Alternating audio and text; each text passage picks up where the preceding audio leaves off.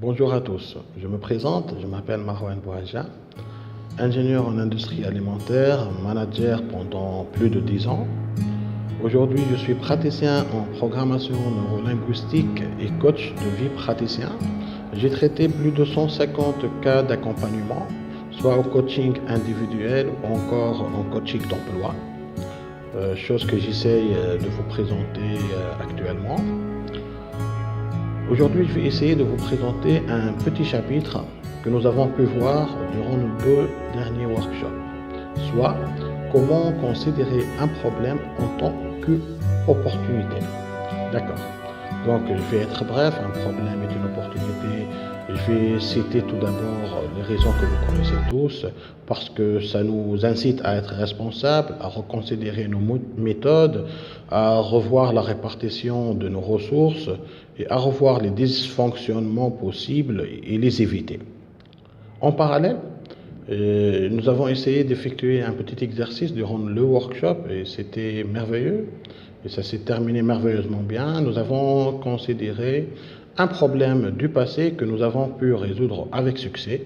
Et chacun de vous a pris un morceau de papier et l'a indiqué quelles sont, disons, les qualités qui lui ont été utiles afin de dépasser ce problème.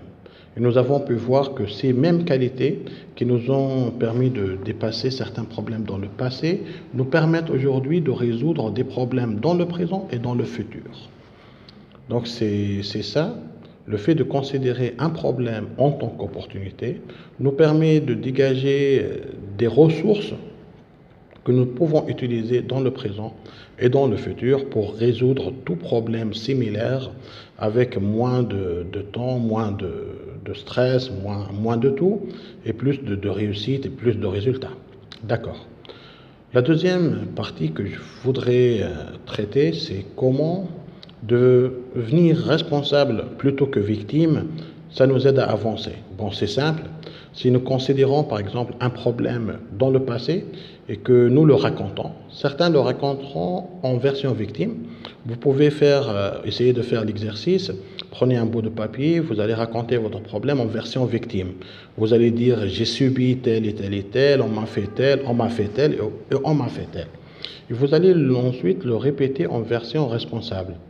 C'est-à-dire que vous allez dire, par exemple, j'ai ouvert une supérette, ça n'a pas marché, en version victime parce que le climat social n'est pas bien, les gens ne sont pas bons, etc.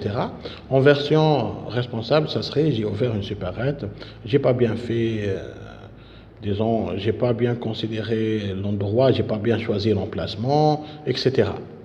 Donc on remarque bien qu'entre les deux versions, la première version, elle ne me permet de rien dégager, sauf des sentiments négatifs. Par contre, la deuxième version, la version responsable, elle me permet de dégager des sensations positives et des plans d'action. C'est-à-dire des plans desquels je suis responsable et que je peux corriger. Parce que je ne peux pas corriger les erreurs des autres, mais je peux corriger les miennes. D'accord ? Donc, je m'arrête là. Je vous souhaite une très bonne journée. Et je vous invite à nous rejoindre pour 2 journées de formation. Une journée sur la programmation neurolinguistique le 16 février, le samedi 16 février. Et une journée concernant le coaching d'emploi le dimanche 17 février. Ce sera extrêmement fructueux, extrêmement bénéfique pour tous les participants. Alors, soyez le bienvenu. Merci.